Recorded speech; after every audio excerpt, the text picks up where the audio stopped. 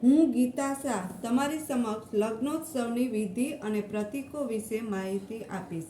અત્યારે લગ્નની સિઝન પૂર બહારમાં ચાલે છે, ત્યારે આપણે લગ્નોત્સવની વિધિ અને પ્રતીકો વિશે થોડું જાણીએ। લગ્ન એટલે સંસ્કૃતમાં લગ ધાતુ પરથી બન્યો છે। સ્પર્શ દ્વારા મિલન થાય છે। મન એક થવા માટે બે મન જોડાય તેનું નામ લગ્ન।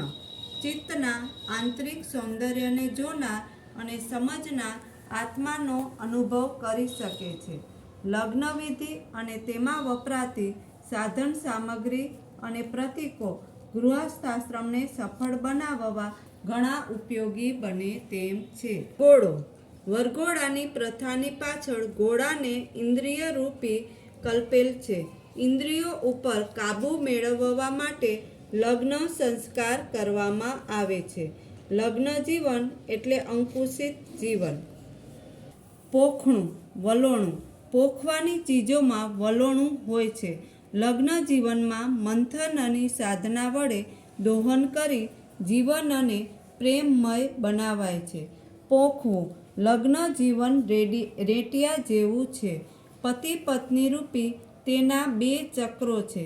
પ્રેમની દોરી વડે આ ચાક બંધાયેલા અને ફરતા રહે તો જ તરાકમાંથી સ્નેહરૂપી સૂતર નીકળશે। પોખણું કે મૂસળ સંસાર વ્યવહારમાં વાસનાઓને ખાંડણિયામાં મૂસળથી ખાંડી નાખી અને પ્રેમને અખંડ રાખવો। પોખણું ધૂસરી જિંદગી એ રથ છે। રથ ચલાવવા માટે પતિ પત્ની રૂપી બે પૈડાઓની જરૂર છે। જીવન રથને શીલ અને શિસ્તના ચીલામાં રાખશો તો જીવનનો ભાર લાગશે નહીં। વરમાળા કદીએ ન તૂટે એવા પ્રેમના તારે એકબીજા સાથે જોડાય છે। ફૂલના હારથી કન્યા વરરાજાનું સ્વાગત કરે છે અને લગ્ન વિધિ વખતે સૂતરના હાર વરકન્યાના ગળામાં પહેરાવવામાં આવે છે। સૂતરના એક તાતડે બે હૈયા એક બને છે। મંગળસૂત્ર લગ્ન મંડપમાં બેઠા પછી વરરાજા સ્વહસ્તે કન્યાને મંગળસૂત્ર પહેરાવે છે। મંગળસૂત્ર ધારણ કરતી પત્નીનો સુહાગ સદા અખંડ રહે છે।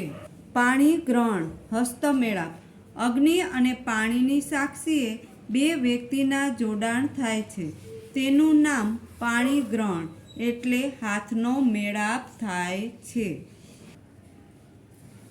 મંગળ ફેરા મંગળ ફેરાની વિધિમાં પ્રથમ 3 ફેરા ફરતી વખતે કન્યા આગળ, વર તેની પાછળ એટલે કે ઘરના દરેક વ્યવહારમાં સ્ત્રીના 3 મત રહેશે: ધર્મ, અર્થ અને કામ। ચોથો ફેરો પુરુષાર્થ મોક્ષ છે, તે પુરુષ થકી સધાય છે એટલે પુરુષ આગળ રહેશે। સપ્તપદી સપ્તપદી દ્વારા વર કન્યા અરસપરસ 7 પ્રતિજ્ઞાઓ લે છે। પત્નીને પોતાની ઈષ્ટ મિત્ર ગણે છે, જેની સામે પત્ની પણ દરેક પગલે પતિને અનુસરે। મંગલાષ્ટક લગ્ન વિધિ પૂર્ણ થતાં મંગલાષ્ટક ગાવામાં આવે છે। આ 8 અષ્ટકો દ્વારા દંપતીના જીવનમાં માંગલ્ય પ્રગટાવીને પ્રસન્ન દાંપત્ય જીવનનો અનુરોધ કરાય છે। રામણ દીવડો સંસ્કાર દીપ કન્યા વિદાય વખતે રામણ દીવડો પ્રગટાવવામાં આવે છે। આ જ્ઞાન દીપને પ્રગટાવીને કન્યાના માતા પિતાના ઘરને અજવાળ્યું છે, તે રીતે શીલ અને સંસ્કારની સુવાસથી તારા પતિના ઘરને પણ અજવાળજે, એ સંસ્કારના દાયજાનું પ્રતીક છે। મા માટલું માની મમતા અગાધ છે। સાગર સમા માતૃપ્રેમને ગાગર સમા મા માટલામાં ભરવામાં આવે છે। મા માટલું એ માની મમતાનું અપૂર્વ પ્રતીક છે। મા માટલું લગ્ન જીવનને સુદૃઢ બનાવવાનું કામ કરે છે। પ્રતીકો આપણને બોધ પણ આપે છે।